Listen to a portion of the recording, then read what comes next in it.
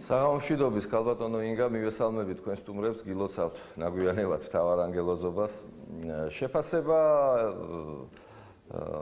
ცალსახა არის და კონკრეტული ამას ჩემი მხრიდან შეიძლება დაერქვას რეზუმირებაც კი ის რომ ვიდრე ემზარკვიციანი იყო კოდორის ხეობაში, კოდორის ხეობა ეკუთვნოდა საქართველოს, არ არის ემზარკვიციანი ქალბატონი ნორა და მათი თანამებრძოლები და კოდორის ხეობა არ არის საქართველოს იურისდიქციაში, არც de facto და სხვა და სხვა.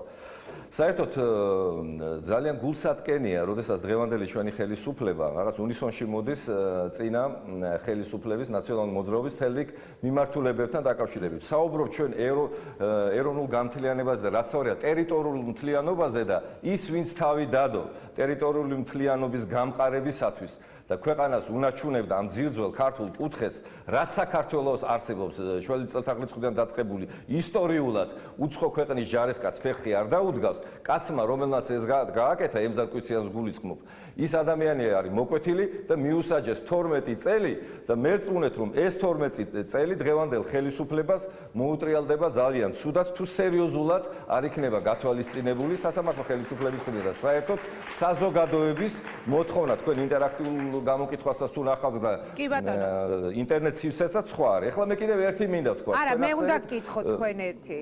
თქვენ წარმოადგენთ ნინო ბურჯანაძის პარტიას. მე მინდა გაგახსენოთ მაშინდელი პარლამენტის თავმჯდომარის ნინო ბურჯანაძის განცხადება ემზარკვიციანთან დაკავშირებით. ვამთავრებთ ირაკლი უკაცრავად. აღარ მოგიწევთ თუ გინდათ არასოდეს. არა, მართლა თუ გინდათ აღარ.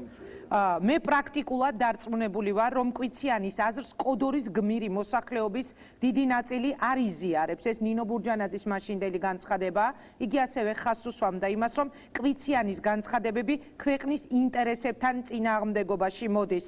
პარლამენტის თავმჯდომარემ იმედი გამოთქვა, რომ კოდორში პრობლემა 2 დღეში მოგვარებული იქნება და საჭიროების შემთხვევაში მან არ გამორიცხა ასევე სპეცოპერაციის ჩატარება ხეობაში. სივილ ჯორჯია ავრცელებდა თავის დროზე. გისმენთ?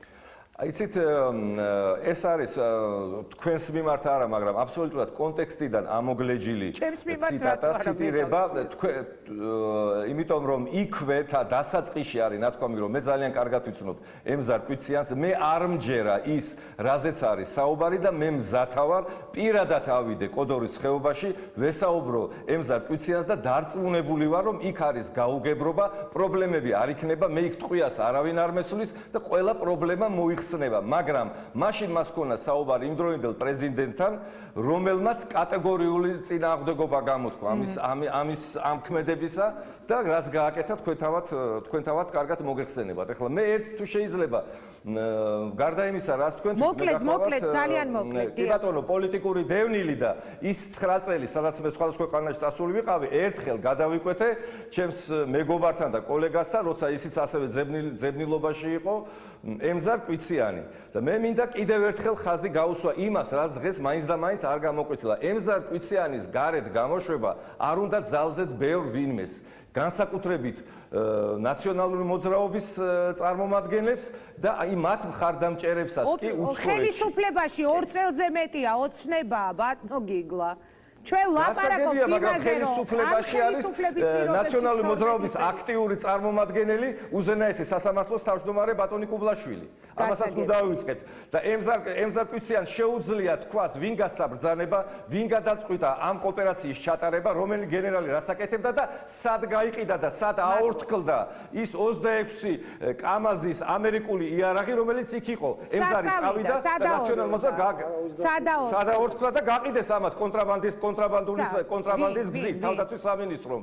იმ პერიოდის თავდაცვის სამინისტრომ. ოქროაშვილმა გაყიდა იმ პერიოდში ოქროაშვილი. რა თქმა უნდა, არ მე კონკრეტულად ოქროაშვილს ვერ ვთქვა, თავდაცვის სამინისტროს დაქვემდებარებაში იყო. ნაწილი წავიდა და შეერაღებული აკაესის ავტომატების ნაცვლად ამერიკული შაშკარები. ძალიან საინტერესო რაღაცას ამბობს ბატონი გიგლა.